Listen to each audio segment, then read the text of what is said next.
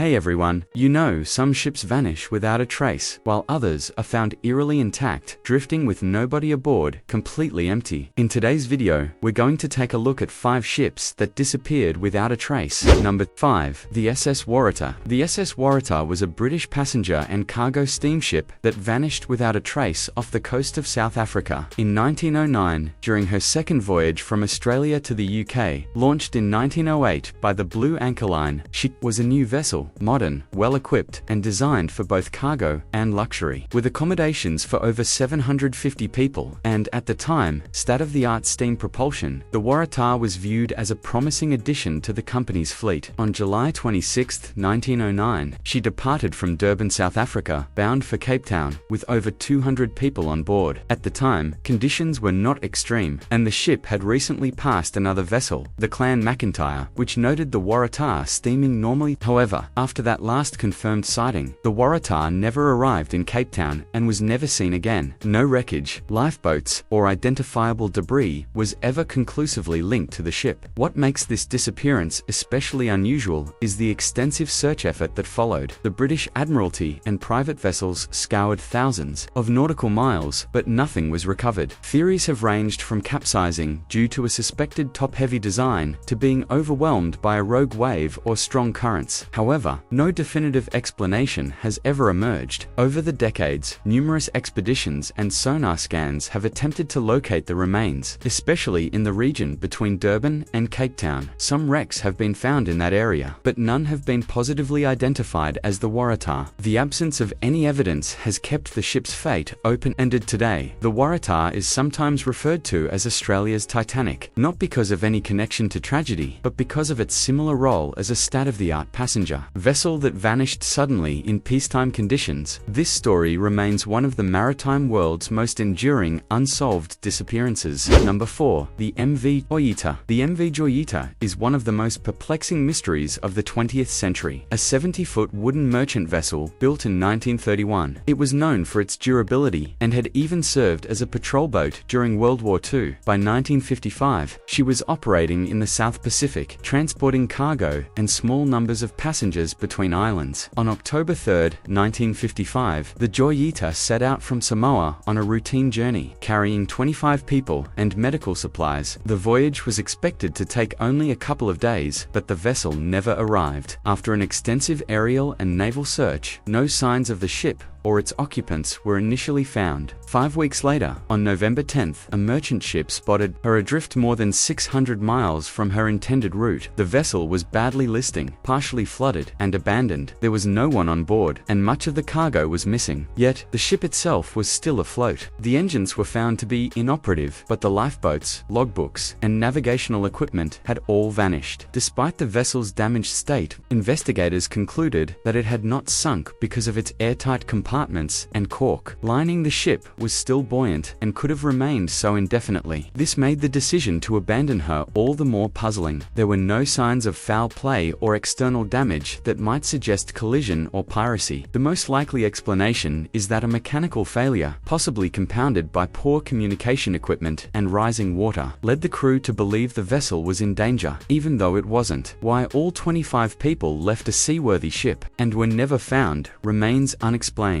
Unlike many disappearances at sea, this one is remarkable because the vessel was found intact and afloat. It's not the loss of the ship, but the absence of the people and the inexplicable condition of the scene that has baffled historians for decades. Number 3. The SS Baychimo. The SS Baychimo was a steel-hulled cargo steamer owned by the Hudson's Bay Company. Launched in 1914, it was originally used in the fur trade along the remote coasts of Alaska and Canada. Built in Sweden, the ship was renamed Baychimo after its purchase by the British company, and it became a common sight in Arctic waters, transporting goods between trading posts. In October 1931, while en route from Vancouver to deliver furs and trade supplies along the Arctic coast, the Baychimo became trapped in pack ice off the coast of Barrow, now Utqiagvik, Alaska. The crew was experienced in navigating these waters. They initially abandoned the ship temporarily and sheltered nearby when conditions worsened. When the ice shifted, the ship was free freed, and then trapped again. Eventually, on October 15th, the Hudson's Bay Company evacuated most of the crew by aircraft, leaving a small party behind to keep watch. A few days later, a blizzard struck, and when the weather cleared, the Baychimo was gone. It had vanished from its last known position in the ice. The watch crew assumed it had sunk, but within days, the vessel was spotted drifting about 45 miles away, still afloat, though no longer in a condition suitable for recovery. The crew salvaged some cargo and left the vessel to the sea. This was not the end of the story. For the next several decades, the Baychimo was seen repeatedly drifting through the Beaufort Sea. Whalers, fishermen, and Arctic explorers occasionally reported sightings of the ship, sometimes even boarding it briefly to shelter from storms. In some cases, expeditions tried to tow or salvage it, but none succeeded. The last confirmed sighting of the Baychimo was in 1969, 38 years after it had been abandoned, when she was seen frozen in an ice pack off the Alaskan coast. After that, this ghost ship disappeared once again, this time for good. No wreckage has ever been positively identified, and her final fate remains unknown. Unlike many lost ships, the Baychimo didn't vanish suddenly. Instead, she became a rare example of a vessel that outlived its crew by decades. Number 2. HMS Atalanta. HMS Atalanta was a British Royal Navy training ship that vanished in 1880 during a voyage from Bermuda to England. Originally launched as a frigate in 1844 under the name HMS Juno, she was converted in 1878 into a training ship for young naval recruits. The ship was used to teach seamanship and naval discipline. Though considered seaworthy, she was aging and relied heavily on sail power. In January 1880, the Atalanta departed Bermuda with a complement of more than 280 people on board, including cadets and crew. It was her first major voyage as a training ship, intended to return to England through the Atlantic. After she left port on January 31st, she was never heard from again. When the ship failed to arrive as expected, the Royal Navy launched search efforts, but no wreckage or signs of the vessel were ever found. Several ships sailing the Atlantic during that period reported encountering severe storms, and it's assumed that the Atalanta may have succumbed to these conditions. Reports indicated that she may have been overcrowded, especially with inexperienced trainees, and possibly top-heavy, a problematic condition for any ship relying on sails through rough seas. Although the loss of HMS Atalanta resulted in changes to Royal Navy training, no official explanation has ever been confirmed. The ship and her passengers were declared lost at sea, and memorials were later erected in Portsmouth and other naval towns in honor of the young recruits. What makes this case notable is not just the mystery of the disappearance, but the total absence of any clues. In contrast to many maritime incidents where at least some evidence washes ashore, the Atalanta left behind nothing at all. No lifeboats, no cargo, no messages in bottles. It was as if she simply vanished into the Atlantic. Number 1. The SS Marine Sulphur Queen. The SS Marine Sulphur Queen was a 524-foot-long T2 tanker ship originally built during World War II and later converted to carry molten sulfur in bulk. On February 2, 1963, the ship departed from Beaumont, Texas, carrying over 15,000 tons of molten sulfur bound for Virginia. After passing the Florida Straits, the ship and its 39 crew members were never heard from again. Originally intended to transport oil, the Sulphur Queen had been retrofitted with large insulated tanks to carry heated liquid sulfur, which had to be maintained at over 135 degrees Celsius. These modifications were considered problematic by engineers, and concerns had been raised about the integrity of the ship, particularly regarding the heat stress on the hull and the core. These modifications were considered problematic by engineers, and concerns had been raised about the integrity of the ship, particularly regarding the heat stress on the hull and the corrosive nature of the cargo. On February 4th, 2 days after her departure, the last known radio message from the ship was received near the southern tip of Florida. It contained nothing unusual. After that, silence. When the ship failed to arrive at its destination, a massive search was launched by the U.S. Coast Guard, covering more than 350,000 square miles of ocean. Some debris was eventually found, including life preservers and a few pieces of floating equipment, but no wreckage, no logbooks, or cargo was ever recovered. The ship had vanished completely, and the exact location remains unknown. Later investigation by the U.S. Coast Guard concluded that the ship likely broke apart at sea due to a combination of structural weakness and shifting cargo. However, no definitive cause was ever established, and the absence of a wreck site has left the case unresolved. unresolved. The marine Sulphur Queen is frequently cited in discussions of maritime disappearances in the so-called Bermuda Triangle. There is no evidence of supernatural involvement, but what is certain is that the ship disappeared in a heavily traveled and relatively well-monitored part of the ocean without any clear signal of distress. The story is a reminder of how vulnerable even large vessels can be when structural limitations meet unpredictable ocean conditions.